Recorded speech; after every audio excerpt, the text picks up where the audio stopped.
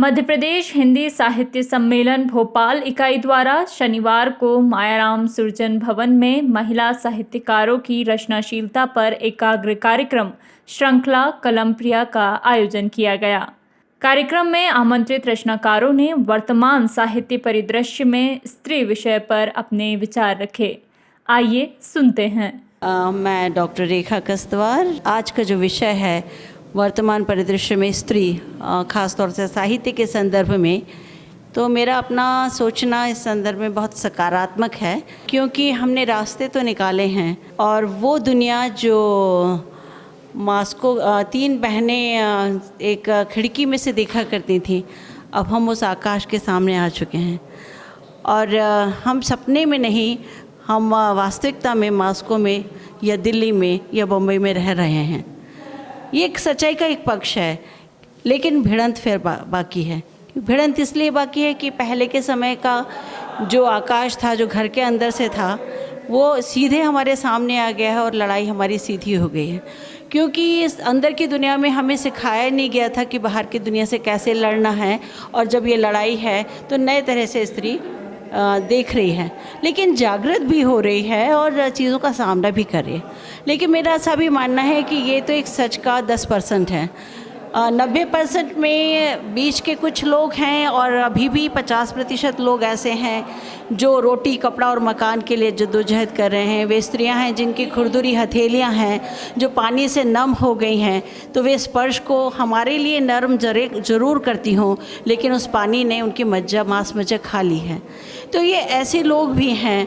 हमने मीडिया में आने वाली स्त्रियों के संघर्ष देखे हैं, हमने लव जिहाद के प्रश्न का सामना किया है।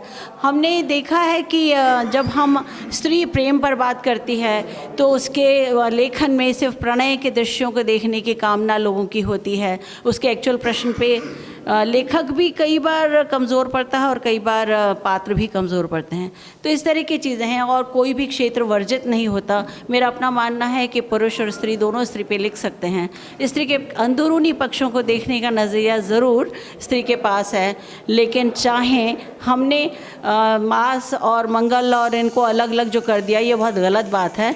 स्त्री का स्वीकार एक मनुष्य के रूप में होना ज़रूरी है और स्त्री के बीच की जो दुनिया है उसके बहुत सारे क्वेश्चंस कॉमन है। भले हम कह दें कि ये दलित स्त्री है या मुस्लिम स्त्री है, ये गरीब स्त्री है या औरत स्त्री है, उसके बावजूद बहुत सारे प्रश्न आज भी साझा हैं। हमने नई ज़मीन भले तलाशी हो, लेकिन सवाल बहुत सारे हैं और हमें मिल के सिर्फ स्त्रियों की दुनिया में नहीं, सारे समाज को इनको हल करना है। मेरे ख्याल से वर्तमान परिदृश्य में स्त्री के बारे में इतनी बात काफ़ी होगी अभी इतने छोटे समय में।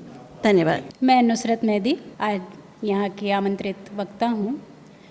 सवाल आपने पूछा स्त्री की भूमिका साहित्य के परिदृश्य में, तो मैं उसके बारे में आपसे बताती हूँ कि स्त्री की जो भूमिका है, स्त्री का जो योगदान है साहित्य में या किसी भी क्षेत्र में, वो आज की बात नहीं है। प्राचीन काल से ही स्त्री हर क्षेत्र में अपना योगदान देती रही है। अगर जो योगदान नहीं देती, उसका सहयोग नहीं होता, उसकी भूमिका बहुत क्रिएटिव नहीं होती, तो समाज का निर्माण ही नहीं हो सकता था। जहाँ तक साहित्य की बात है, साहित्य में भी और दूसरे क्षेत्रों में भी स्त्री के साथ दोयम दर्जे का व्यवहार होता रहा है और सिर्फ होता नहीं रहा है, आज भी हो रहा है।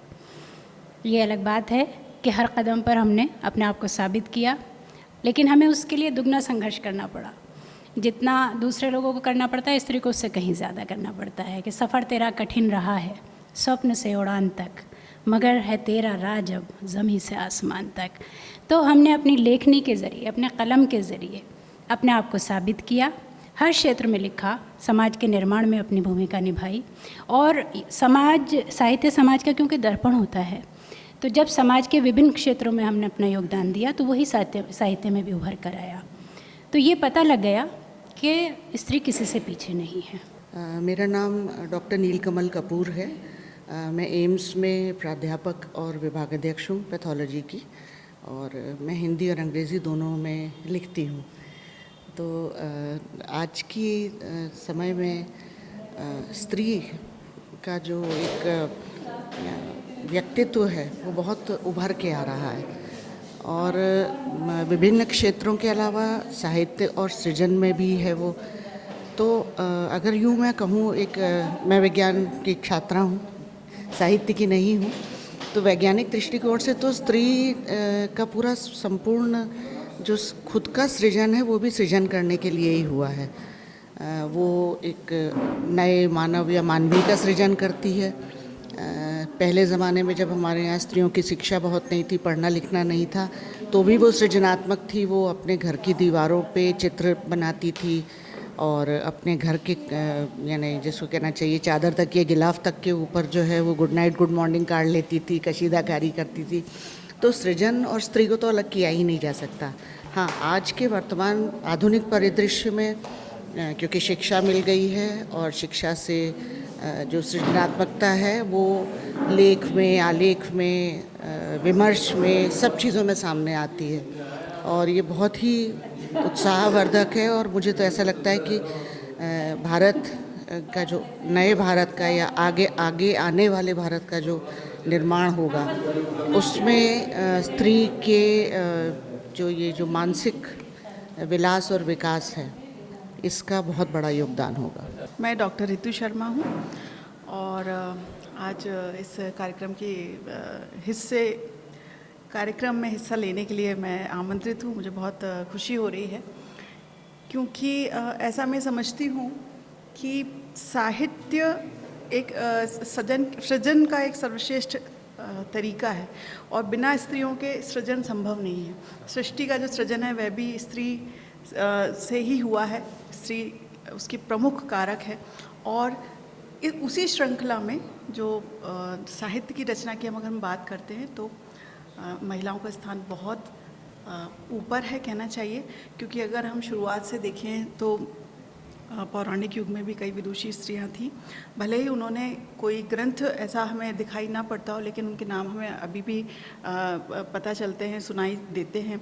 उसके बाद फिर मीरा से अगर हम देखें, मीरा का एक युग आया, भक्ति युग, और उसके बाद में फिर इस शताब्दी में कई सारी महिलाओं ने काफ़ी अच्छा काम किया और अपनी एक पहचान बनाई है। नमस्कार, मैं अभिषेक वर्मा हूं और मध्य प्रदेश हिंदी साहित्य सम्मेलन की भोपाल इकाई का अध्यक्ष हूं।